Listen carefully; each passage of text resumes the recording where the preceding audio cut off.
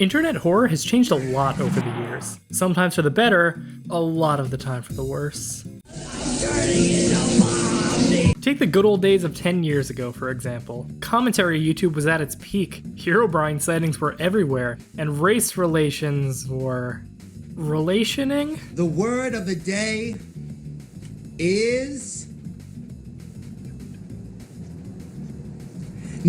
Back then, at the young age of 9, I was introduced to something that would change my life. Red mist. No matter how much I tried to ignore it, SpongeBob would never be the same after seeing Squidward die in front of me. If nothing else, I knew that this is one internet legend that would last forever. Which is ironic, considering the concept of creepypastas died quicker than Squidward, at least after that one kid with the unrestricted internet access discovered gore. That being said, even if we haven't been watching, the modern day has seen classic stories and formats being reworked, remade, and reshaped into completely new pieces.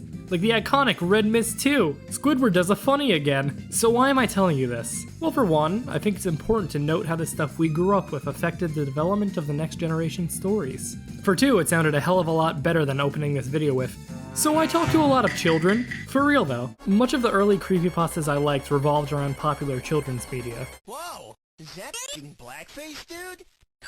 It's a fucking... And so I decided to look for a new TV or video game star to be ruined. Since I recently speedran the game in Arabic, don't ask, I decided to turn my attention to Bluey. Arguably the most popular piece of Bluey horror is a YouTube video called Bluey.exe, Pop Goes the Weasel, sitting at over 2 million views. The video opens with a distorted version of the Bluey intro. The screen crackles as the slowed, distant song becomes increasingly more eerie. To my dark, twisted mind, this seems just like the normal show. But to Bluey stands under 5 and over 30 alike, this must be terrifying. Freeze frame. We see Bluey, only she has red eyes and a metal arm? The title, it's covered in blood. And worst of all, someone forgot to remove the Bandicam logo. The actual video is rather short. After a few seconds of holding on the house, the camera pans into a horrid scene. Bingo!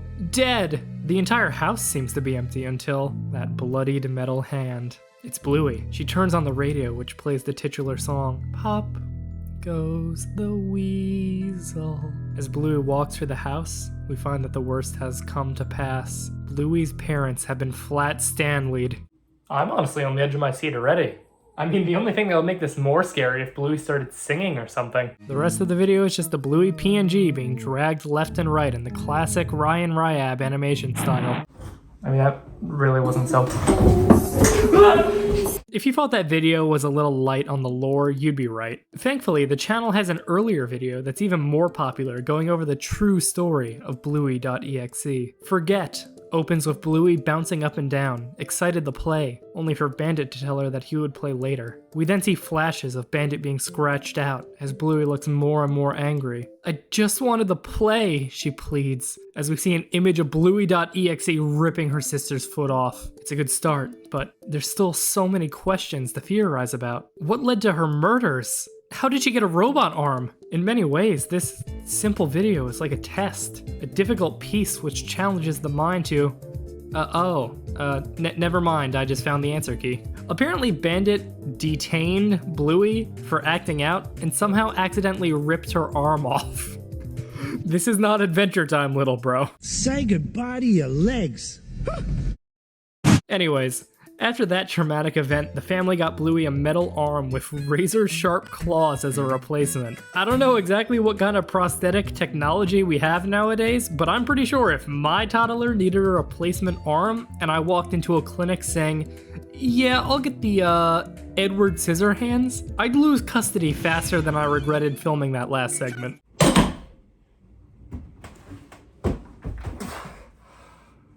Damn it! Now, if you were paying attention, you'd notice a huge mistake with the lore of this creepypasta. Bluey's sister had her foot ripped off while the family was still alive. But in Pop Goes the Weasel, which is set after that event, it's back. I mean, honestly, what is it with the lack of artistic integrity these days? Creators will just make obvious mistakes and ignore problems because it's inconvenient. Anyway, leave a like and subscribe if you want to fix my audio balancing. All that being said, why did I choose to focus on this series? There's plenty of content for them, so why not take the easy route and make fun of Making Bluey.exe bite the curb at 3 a.m. Well, what makes this particular series so interesting to me is that it's a direct riff of an older form of content known as a lost episode. At the very start of this video, I mentioned Red Mist as an example of a creepypasta, mainly because it fits this format and also because it's the only one I remember. If you didn't know, Red Mist was supposedly a lost SpongeBob episode, where Squidward's depression goes from Minnie to Wumbo and he decides to take his own life.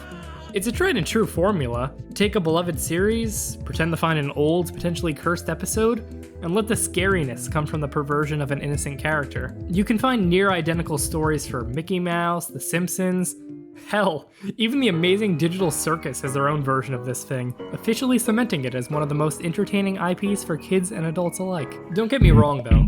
I understand the urge to copy winning strategies and stick to what works. After all, you might have noticed I start almost every video at this point with a quick intro followed by a list of 3 things relevant to the topic, 2 being serious and 1 joke. Ever since I figured out that hook worked, I've felt a pressure to keep using it. Seeing this attempt at Bluey horror honestly reminded me that security can stifle creativity, which leads me to a counterexample, a series that took an old format and perfectly reinvented it, the analog horror series Angel Hair. Before going over the story, I think it would actually be more telling to explain the format first. Analog horror is a subsection of the found footage genre of horror. Early series, like 2009's Marble Hornets, were filmed on vintage cameras and framed with old cassette tapes. Later series, like Local 58 in 2015 and the Mandela Catalog in 2019, pivoted from being partially shot in reality to being almost entirely from the perspective of watching an old VHS tape. No matter the series, the connecting link is the analog technology, the old-timey feeling that watching it invokes, and the horror itself.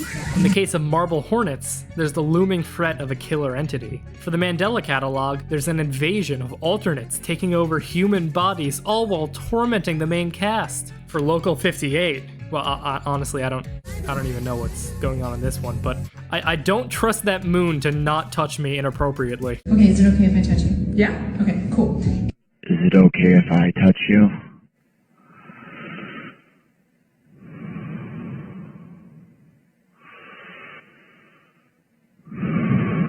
And then there's Angel Hair. Before I say anything about this series, I have to put a spoiler warning. In order to explain what makes this series so special, I'm going to be looking at the first half of the story and explaining some twists that I really think should be experienced firsthand. So if you haven't seen it already, this is your last chance to click off now, is what I would be saying if I didn't need that audience retention. So maybe just put this video on mute and let it keep playing. Also leave a like.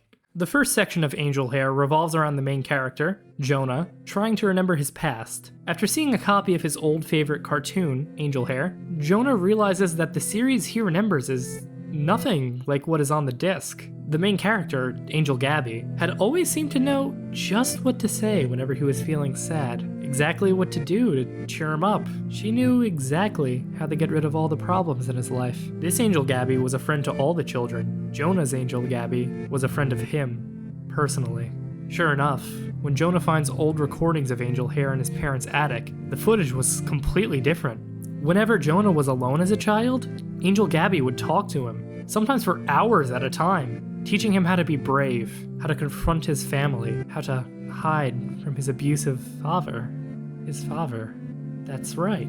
Jonah never remembered having a father. Apparently he had gone missing a long time ago, but whenever he checked the public records, Jonah found that they had been destroyed ages ago. The only thing Jonah could do is to continue delving into his memories, continue watching. Sure enough, even as the angel continued to reassure Jonah in a calm, supportive voice, her requests became more serious. Hiding weapons, creating an alibi, finally asking Jonah if he would be willing to forgive his father or go through with her plan. Revelations warns us of the place prepared for liars. It's up to you, Jonah. What would you like me to do? That was the end of the tapes, but Jonah needed to know what happened now more than ever. In an act of desperation, he live-streamed the series and called out to his angel. At first, it didn't seem to work, but soon, the angel recognized her child. And what happened next? They hang out and paint Easter eggs. That's right. The plot twist is that Angel Gabby genuinely just wanted Jonah to be happy. After spending so long building up this intense atmosphere of dread, mystery, and anticipation of the worst. The plot twist is there is no plot twist. No secret demon, no ulterior motives, nothing. It sounds basic, but this one change recontextualizes the entire story. Every uneasy moment of suspicion becomes genuinely wholesome. The fear of what Gabby could do is replaced by the hope of what Gabby can do to help countless kids. The perspective of their story goes from the ominous fear we've come to expect from the genre to a genuinely wholesome story of a pseudo-parent just watching out for their child however they can. Even without the horror aspect, the crumbs of information we're fed on Jonah's backstory and having to put it together for ourselves is actually genuinely an intriguing concept that makes it all the better that there isn't some giant villain we could pin it all at the end. Now we actually have to think critically about what we've learned in the series. It's really funny that after all that, the lack of a payoff is more cathartic than any revelation or jump scare could be. It only really works because it builds off the tropes of analog and psychological horror, but what makes it truly great is that it subverts the very foundation it's built on